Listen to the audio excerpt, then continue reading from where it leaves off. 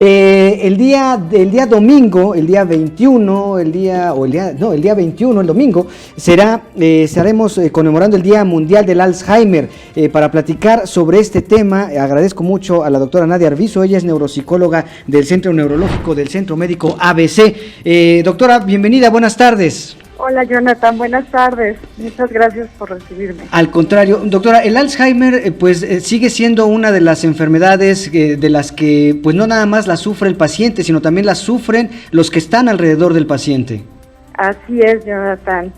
El día de hoy hay una asociación que se llama Alzheimer's Disease International, que es una asociación que engloba a una buena cantidad de organizaciones que apoyan a los pacientes y a las familias de personas que tienen enfermedad de Alzheimer. Publicó hoy un informe respecto a las actitudes y las preocupaciones que tienen las personas, y me llamaba mucho la atención leer que un 80% de la población en general, de la población que fue entrevistada, esto es un estudio que se hizo en más de 70,000 personas, un 80% de las personas están preocupados de padecer la enfermedad, del riesgo de poder tener el riesgo de padecerla, y lo más preocupante, en mi opinión, fue leer que 1 de cada 4 personas considera que no hay nada que se pueda hacer.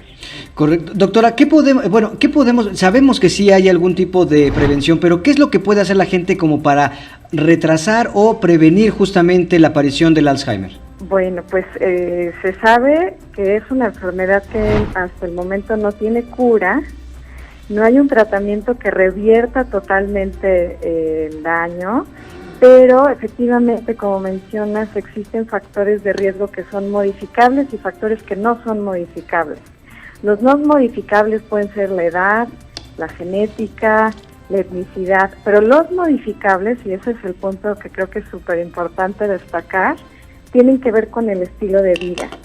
En ese sentido, adoptar un estilo de vida saludable, por ejemplo, vigilar la salud cardiovascular, lo que ayuda a la salud del corazón también ayuda a la salud del cerebro.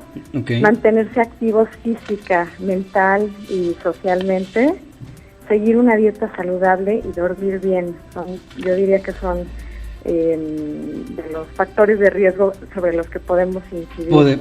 Con los que podemos. Doctora, pues habrá que estar muy pendientes porque, bueno, pues la población de México y del mundo está tendiendo a envejecer, pero en tanto, bueno, pues es un problema del que nos debemos ocupar, y le agradezco mucho estos minutos para 21 Noticias. Un gusto, Jonathan. Al contrario, la doctora Nadia Arvizu, neuropsicóloga del Centro Neurológico del Centro Médico ABC.